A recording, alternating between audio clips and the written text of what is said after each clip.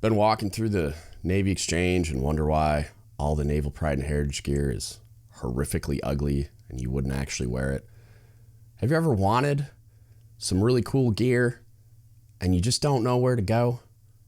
Well, I got you, fam. Go to dgutspodcast.com immediately. Get yourself some Naval Pride and Heritage gear you'll actually wear in public. We're working on new designs all the time, open to ideas. We're trying to create a brand that lets you display that pride, but doesn't make you cringe. Also, if you're willing to and you're able to, please go to patreon.com/dgutspodcast, pick one of the 5 tiers and become a patron today. What's up, everybody? Let's spin some yarn. So, I would say last MCPON memo, except right when I thought it was the last MCPON memo, he released more memos. So we're going to get into the chief season things. I'll do a bunch of debriefs on those as well, but for now, we're going to finish up with his call to action series of memos. This one is a doozy. This is probably my favorite in that it's almost like bipolar, or like, I don't know, like there's some really great lines in it, and then it just goes off a cliff like Thelma and Louise, and it hurts my heart. So this one's quality of life. It's, again, like going back to, because I want to qualify everything, because I'm going to butcher this thing. Like, I'm going to burn this to the ground. But it's like their heart's in the right place, but they don't have the correct tools or like understanding or perspective or vantage point or whatever you want to call it.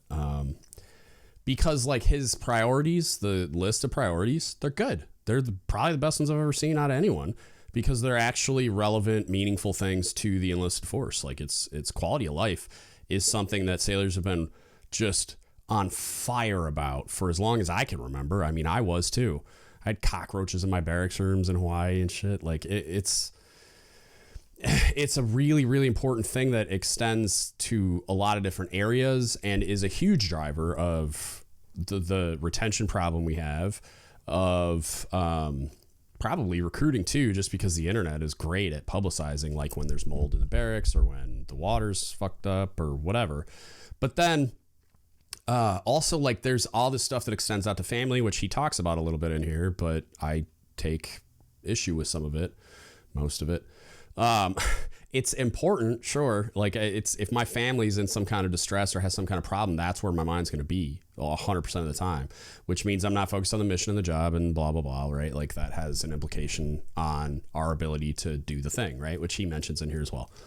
But it's one of those things that, like, I'm with you. Like, I think the MCPON should be one of the primary people engaged on changing broad, like, policy or advocating for more resources or whatever when it comes to quality of life things. And he has a line in here about continuing to advocate, though it's not specific at all. That's great. Like, I think you should be doing that. But it's when reading this, I kind of got done and was just like, what in here is speaking to quality of life, like, and Chief's impact on it. There's nothing in here about liberty. You know what I mean? Like, there's nothing in here about, like, there's some stuff where let's just get into, I like, it's these things, like, put my brain in a blender in the worst possible way. So it starts with every sailor deserves a chief petty officer who is invested in their well-being. Okay. Just tell me more. Like, I'm in, I agree. And then it goes off a cliff. It is our responsibility as chiefs to ensure the physical and emotional health and safety of our sailors, and if that's not enough, and the health and safety of their families. Huh? Like, think about this. First, I just want, like, words matter.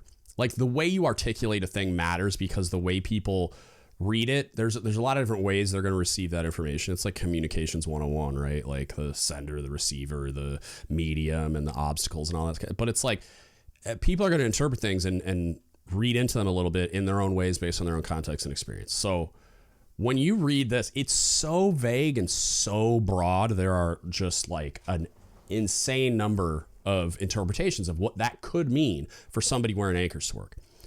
Chiefs according to this, it's their responsibility to ensure the physical and emotional health and safety of our sailors. And I'm going to stop there and just dissect that. Physical and emotional health and safety could expand. It doesn't say at work, right? So like it's 100% of the time I'm responsible for the physical and emotional health and safety of my people.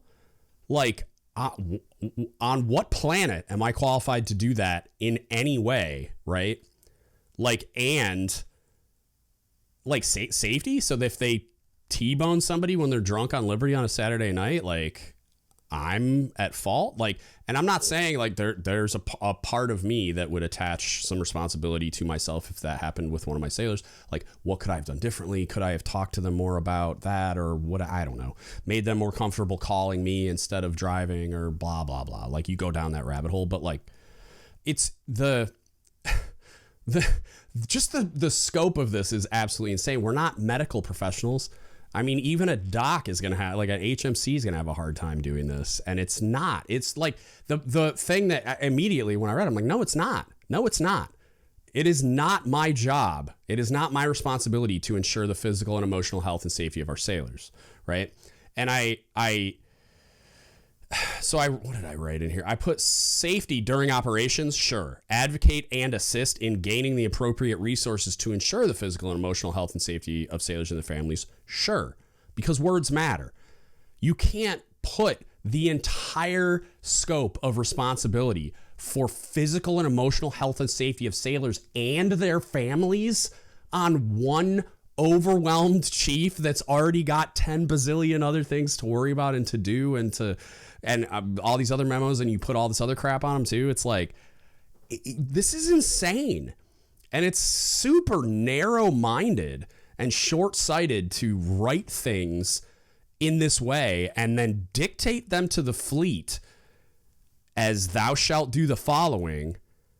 And I'm just like, I was on the phone with Paul Kingsbury earlier talking about the officer's role in things like this.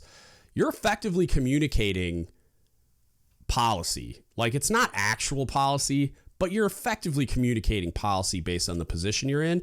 And I don't see the CNO signature on this.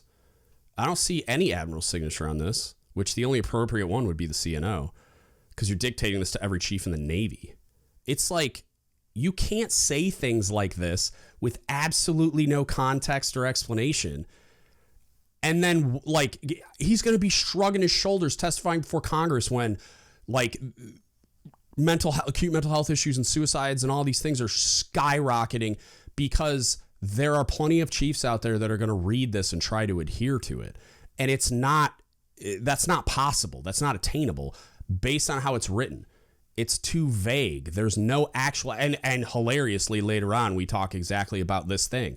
Like, you can't, I'll just skip to that section now because it's relevant. Chiefs should never be accepting of a standard without understanding what the standard is or should be. What do you think these memos are? You're communicating standards for chief petty officers with absolutely no context, with no explanation.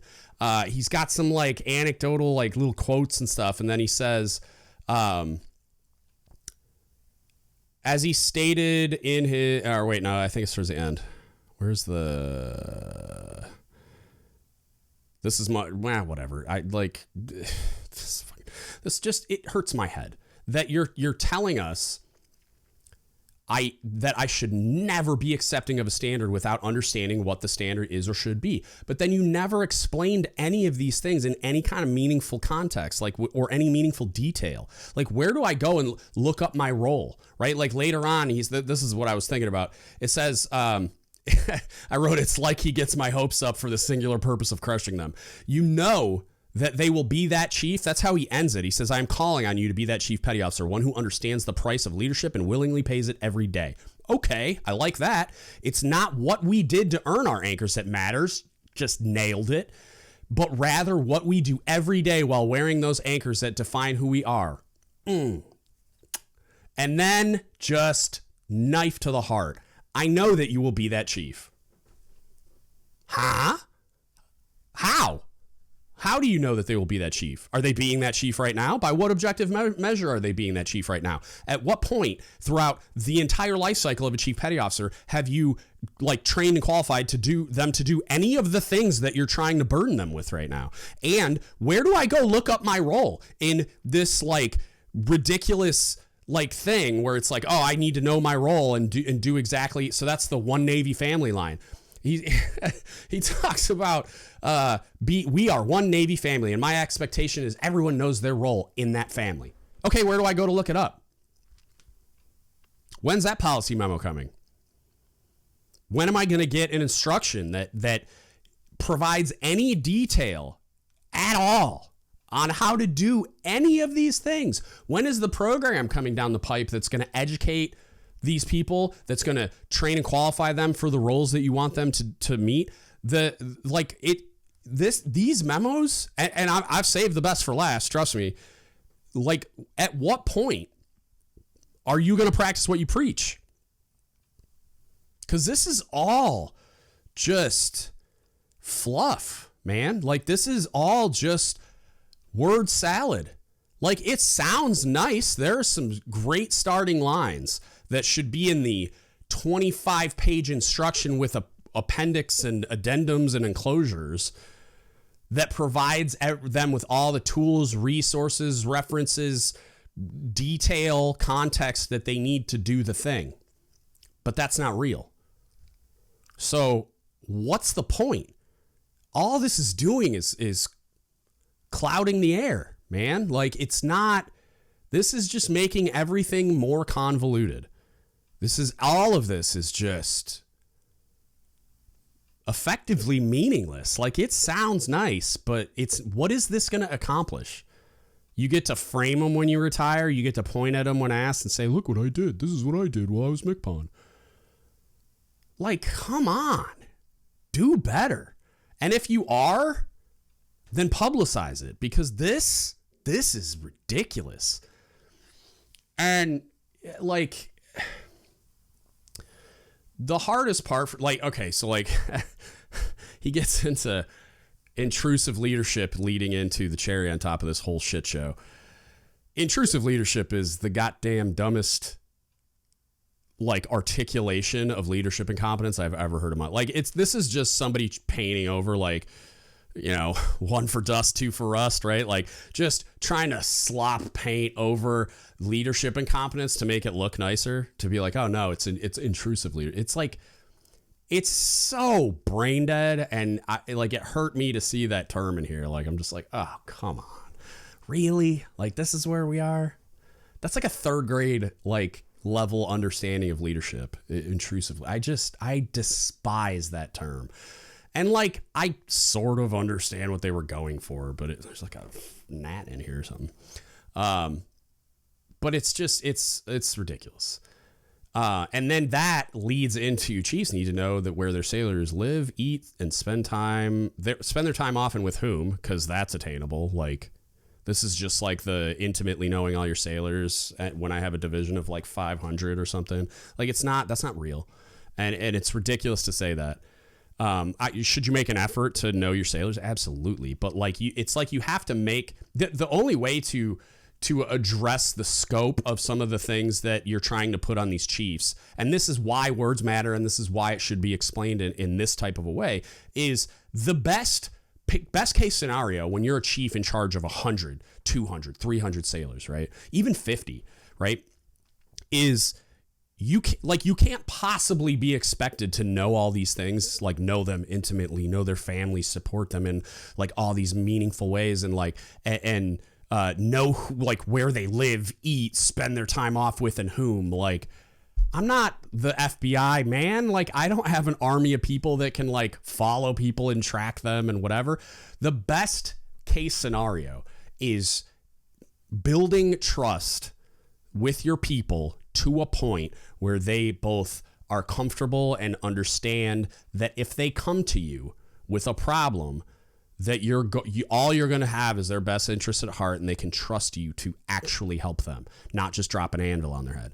Like, the best case scenario here, unless you're going to give me an army of chiefs to implement all this, unless like We're going to have one chief for every 10 sailors in the whole Navy, which is never going to happen.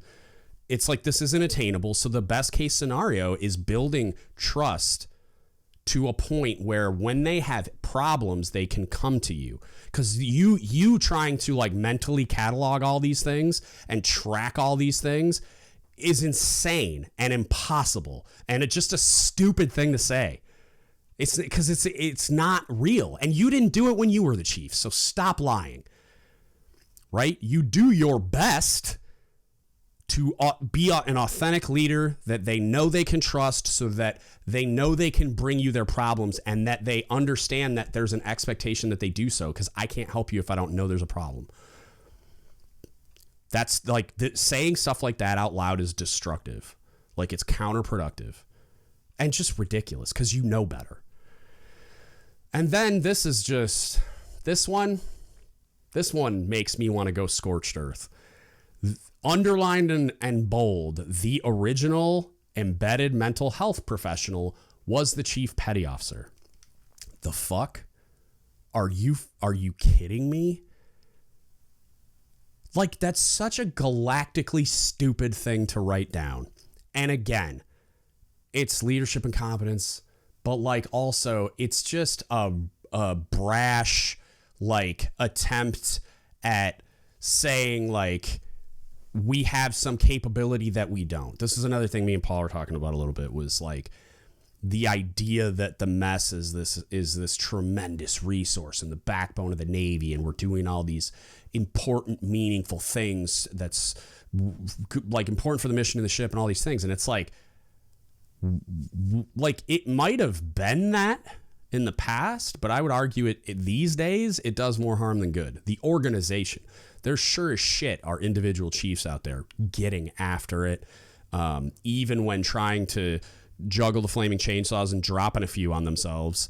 They're still doing more good than harm. And any of that harm they're doing largely is due to just lack of resources, and like, they can't clone themselves.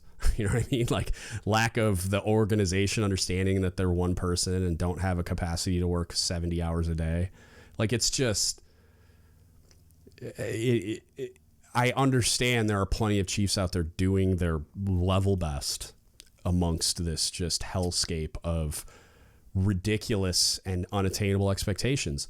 But to then say that we're the original embedded mental health professional, and then to go on to say that, like, when we know our sailors, we have a better chance to understand when things change in their life, and we can step in, blah, blah, blah, blah.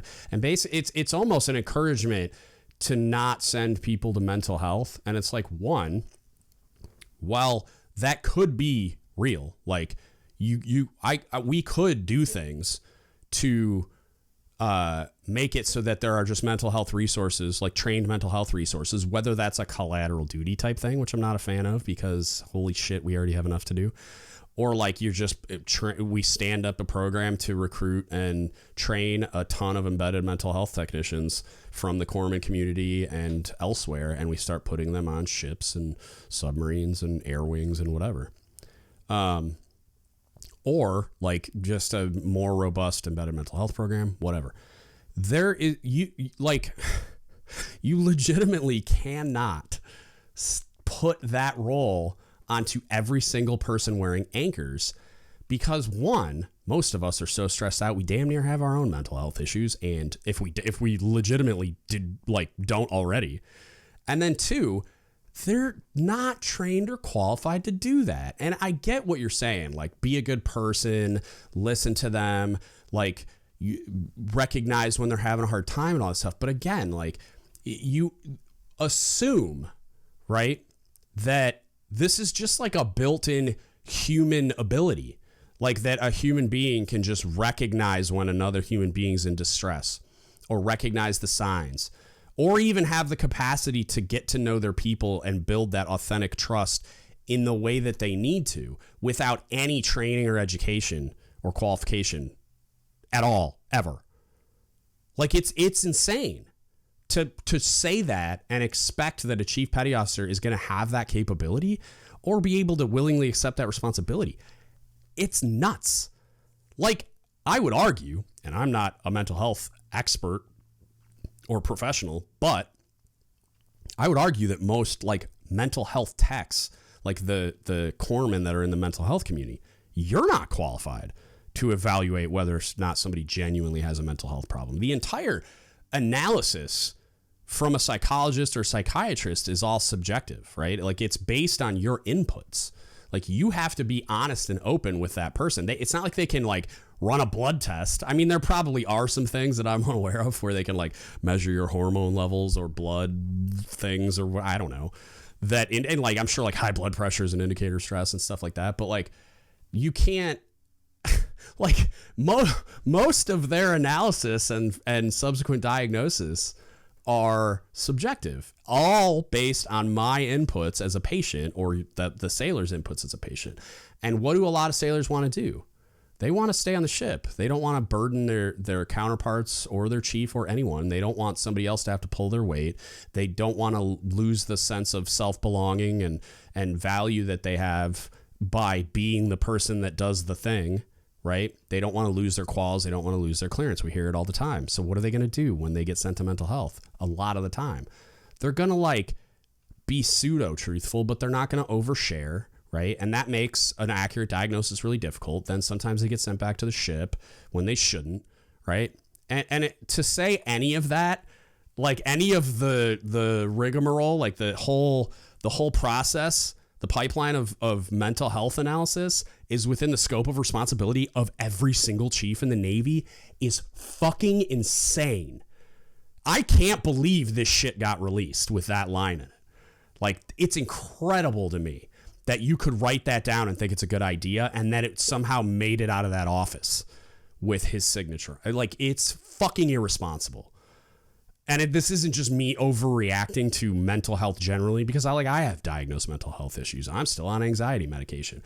I know plenty of other people that do. I know plenty of people that have lost their lives to mental health issues, right? It's like, this isn't even me overreacting to that. And I understand, like, I do have a bias that exists because of all those things that I just said. But I'm overreacting to the fact that you think in any fucking analysis whatsoever that every single chief in the Navy is a qualified mental health professional, because that's effectively what this says. And there's no context. It's just like, when we know our sailors will have a better chance. And it's like, we cannot fix every problem, and every problem does not require outsourcing. So if you're admitting we can't fix every problem, but then contradicting yourself by saying every problem does not require outsourcing, so you can fix some problems with your mental health training that you don't have, like, fuck it, come on. This shit is so fucking irresponsible. And if you think for a second that line isn't going to discourage some, probably a very small minority, but some chief petty officers from sending their people to mental health when they should, and that we're not going to subsequently lose more people to suicide as a result of that line, you're fucking delusional. That's how irresponsible that is. Like, he should retract that, honestly, and just be like, I didn't mean it like that. Here's some more context. I mean, that one is like, I'm just, on top of everything I just said, it's like, if you needed further illustration that all the way up at the top tier, leadership incompetence is rampant, there it is. I really want to be on board, man. I would love nothing more than for somebody with a high level of leadership competence to swoop into the MCPON's office and just start making meaningful change and just pressing all the right buttons. And then, like, I'm holding on to this tiny sliver of hope that can be real. But I'm just habitually disappointed. Because there's all these encouraging signs in here that he gets it, but then it just goes off a cliff. It's like he read some good leadership books, but didn't take the time to actually understand how to apply it in real life or what it really means or whatever. And he just pulled some lines out and was like, oh, that sounds good. And it does. But it's like he's not drinking his own Kool-Aid. Like, I go back to that chief should never be accepting of a standard without understanding what the standard is or should be. But then you say all these insane things, or you say good things like every sailor deserves a chief petty officer who's invested in their well-being, and then subsequently list a bunch of shit that is unattainable and just fucking ridiculous. I